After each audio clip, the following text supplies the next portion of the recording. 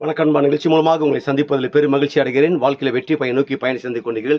இந்த பயணங்கள் நிச்சயமாக வெற்றி பெற என் அன்பின் வாழ்த்துகள். நீங்கள் இப்பொழுது இருக்கிறதை பார்க்கலாம் 1000 மடங்கு அதிகமாகும்படி சேனைகள் கர்த்தர் தாமே அவர் உங்களுக்கு சொன்னபடியே உங்களை ஆசீர்வதித்து தேவாதேவன் உயர்த்துவாராக. நல்லா கவனிச்சு பாருங்கள். இந்த உலகத்தில் ஒரு நல்ல மனுஷனோட வாழ்க்கை எப்படி இருக்க வேணும் இல்லை இருக்கணும் என்று பார்த்தால் நல்லா கவனிச்சு பாருங்கள். நாம் நம்முடைய வாயாகப்பட்டது வார்த்தைகளாகப்பட்டது அநேகருடைய காயங்களை ஆற்ற வேண்டும்.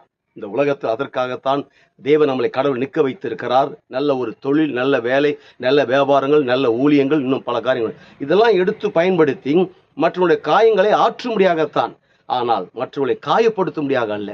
நீங்கள் நானும் இந்த உலகத்தில் செய்து கொண்டிருக்கிற எல்லா டிபார்ட்மெண்ட் மூலமாக இந்த உலகத்தில் காயப்பட்டிருக்கிற உள்ளங்கள், மன ரீதியாக சரீர ரீதியாக காயப்பட்டிருக்கிறவங்களே நீங்கள் நான் அந்த காயங்களை ஆற்ற வேண்டும். ஆனால் ஒரே ஒரு காரியம், யாரையும் காயப்படுத்தாதீங்க. அது வாழ்க்கை ஆசீர்வாதம் கிடையாது. அது வாழ்க்கை நமக்கு நாமே தவறாக விதைத்து கொண்டிருக்கிற ஒரு தவறான விதை. இப்போ தெரியாது, காலங்கள் வரும்போது அது பதில் சொல்லிவிடும். நான் உங்களுக்கு சொல்லுவேன், எத்தனை உள்ளங்கள், எத்தனை ஜனங்கள் இந்த உலகத்தில் வாழ்றாங்க, காயப்பட்டு இருக்கிறாங்க.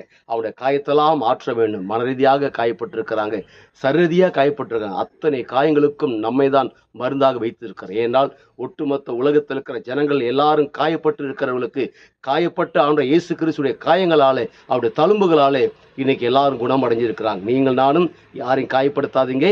காயப்பட்டு இருக்கிறவங்களை காயங்களை ஆற்றுவர்களாக வாழ்றதாங்க நல்ல வாழ்க்கை.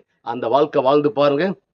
அதன் பிறகு என்னங்க, நீங்கள் செய்கிற வேலைகள், வியாபாரங்கள், பிஸ்னஸுகள், ஊழியங்கள் எல்லாமே வேற லெவலில் இருக்கும். அந்த வேற லெவல் என்றால் ஒட்டுமொத்த உலக நாடுகளுக்கு நம்ம ஆண்டவர் இயேசு கிறிஸ்து உங்களை கடன் கொடுக்கும்படியாக வைக்கிறார். நீங்கள் வற்றாத நீரூற்றை போல் இருப்பாய் என்று சொல்லி உங்களிருந்து விடுபெறுகிறேன். உங்கள் நண்பன் ரவி, பெரியபாளையம்.